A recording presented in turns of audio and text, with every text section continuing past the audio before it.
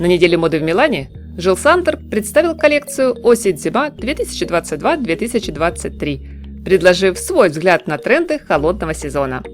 Модное действо состоялось в помещении, напоминающем ателье художника, с плюшевыми занавесками и копиями древнегреческих статуй, расставленных на фэшн-сцене. В то время, когда многие бренды делают ставку на нестандартные сочетания фактур, яркую гамму оттенков и пестрые принты, на показе Жил Сандер все мирно и сдержанно.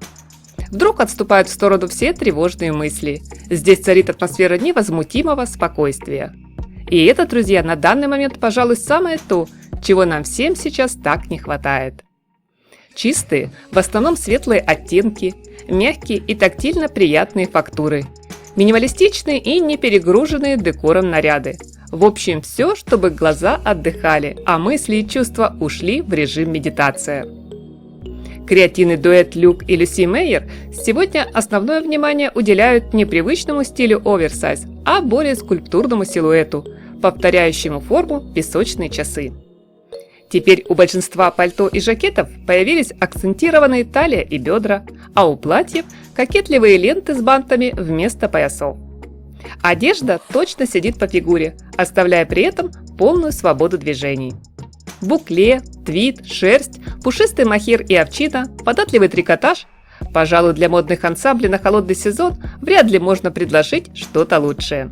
И дизайнеры сумели по полной максимально использовать все преимущества этих тканей фактур.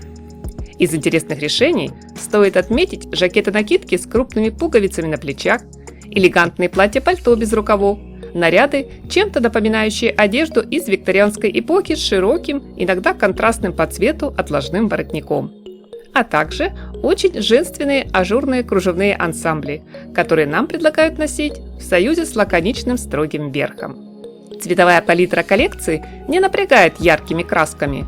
Основной приоритет дизайнеры отдают спокойным молочному, бежевому, серому, светлому мятному и желтому.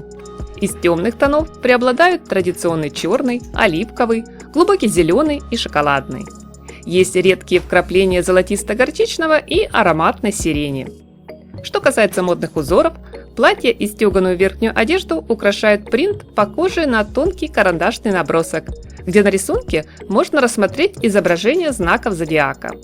Так дизайнеры почему-то слегка решили затронуть тему астрологии. Пару слов стоит сказать о модных аксессуарах.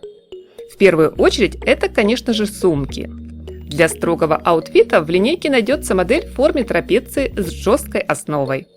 Для романтического образа можно присмотреться к сумке из мягкой кожи с необычной ручкой-бантом или с пристегнутым кошельком-сердечком.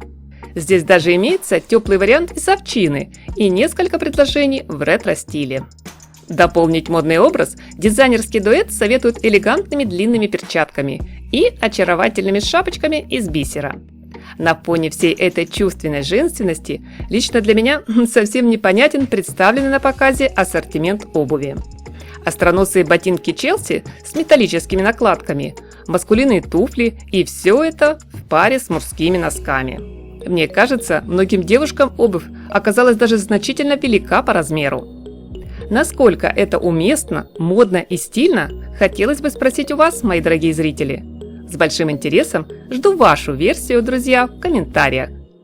Приятного просмотра, всем красоты, чистого мирного неба и теплого, солнечного настроения!